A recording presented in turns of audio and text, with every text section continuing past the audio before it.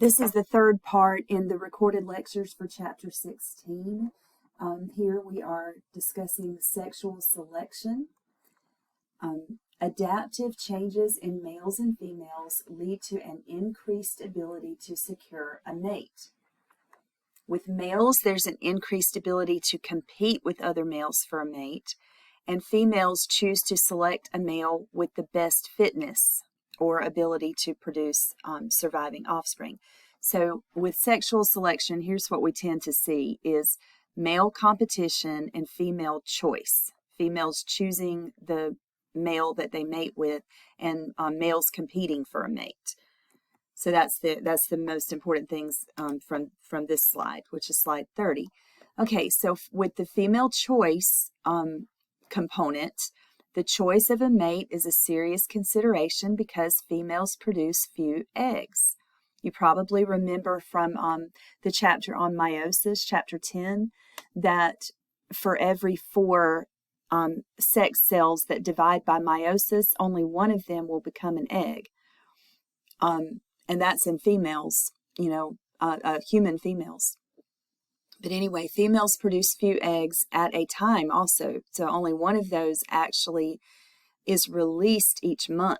Occasionally there will be more than one released, and that can result in twins or triplets, multiple births. But most of the time only one is released at a time, whereas there's a large number of sperm that will be produced at one time. So, and released. All right, so there's the good genes hypothesis, and that hypothesis says that females choose mates on the basis of traits that improve their chance of survival. The runaway hypothesis says that females choose mates on the basis of traits that improve male appearance. And then there's sexual dimorphism, males and, this is a different topic, but in sexual dimorphism means 2 forms, and that means that males and females differ in size and other types of characteristics. So males tend to be larger than females. Males tend to have, more body hair. They tend to be more muscular, deeper voices. So that's that whole thing is what we call sexual dimorphism. So female choice can explain why male birds are more ornate than females. Another way of saying this is that they're prettier usually than the female birds. The female birds will be dull and brown or gray colored, when male birds will have these bright colors and these ornate feathers. If you just one example is a male peacock versus technically you call a female peacock, you call that a peahen. But looking at those differences, if you just Google the peacock, Google the female version, and she's not going to be quite as bright and colorful and pretty. And the remarkable plumes of males may signify health and vigor. So again, for the good genes hypothesis, we're saying that female choice is based on males that have a higher chance of surviving. And the runaway hypothesis is based on males that look better. Whether they can survive better or not, they have a higher appearance, a better appearance. And here's a picture of, I'm not sure what these birds are, but definitely this is the female with the brown feathers. Not quite as attractive. And then you've got the black and yellow, brightly colored male. So that's sexual dimorphism. Now, when we talk about male competition, males can father many offspring because they continuously produce sperm in large quantities. So they will compete to inseminate as many females as possible. The cost-benefit analysis, the question there is that males have to ask, is access to mating worth the competition? Because during competition you can be killed. So this is a male olive baboon displaying full threat, and they compete very violently for females and for the alpha position in the in the society, in the group. And then here's competition between male red deer, which obviously can lead to death sometimes, but definitely injury. Okay, section 16.3 is on the maintenance of diversity. The maintenance of variability or diversity is advantageous to the population. If you think of it this way, the more variation in traits, if something happened to wipe out some of the population, like a disease, then those individuals who had the genes that enable them to survive that disease have the advantage, but if everybody is the same, nobody has an advantage and more individuals will get wiped out. Natural selection causes imperfect adaptations. For example, the benefit of freeing our hands outweighed the cost of spinal injuries when humans went from walking on all fours to walking erect on two legs. We became bipedal, in other words. The benefit is we have our hands free to do other things, but the cost is spinal injuries because walking erect puts pressure on our spine. And there's lots of examples of benefit and cost, to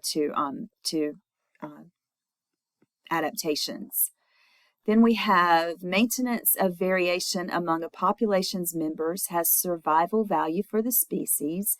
For example, the Galapagos finches that had the different beaks. The average beak size of Galapagos finches depended on the availability of food supply. So the more mutations there were, the more ability for the finches to adapt to different types of food supplies, different availability of food supplies. And then we have here these different snakes, and they live in different areas of the United States, and you can tell that they're a little bit different, even though they're the same species, but they're different subspecies.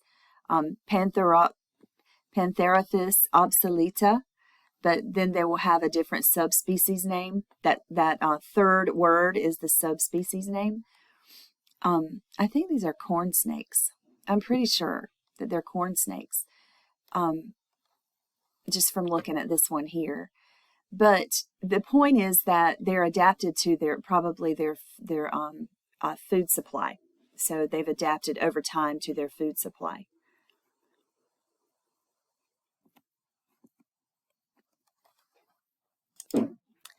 I apologize. I had to look that one up. They're rat snakes.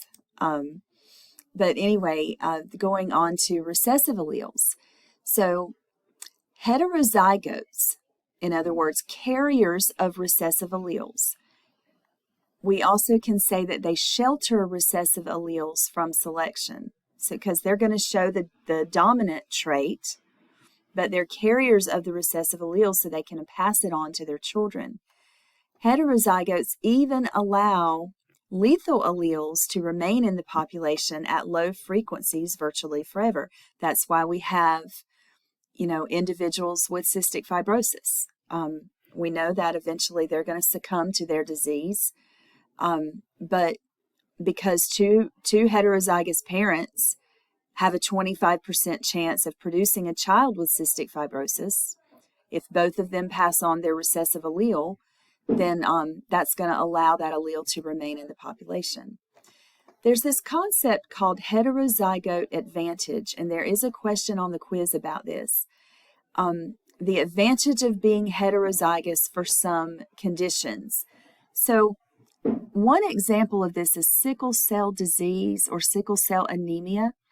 If a person is homozygous for sickle cell disease, then they have the full-blown sickle cell anemia, which is has really horrible symptoms, and it's difficult to live with, that kind of thing. But if they're heterozygous, they will have like an intermediate version of sickle cell. So they're going to have a light case of sickle cell, I guess you could say. But because they're heterozygous, they're also not going to die from malaria. They're resistant to malaria.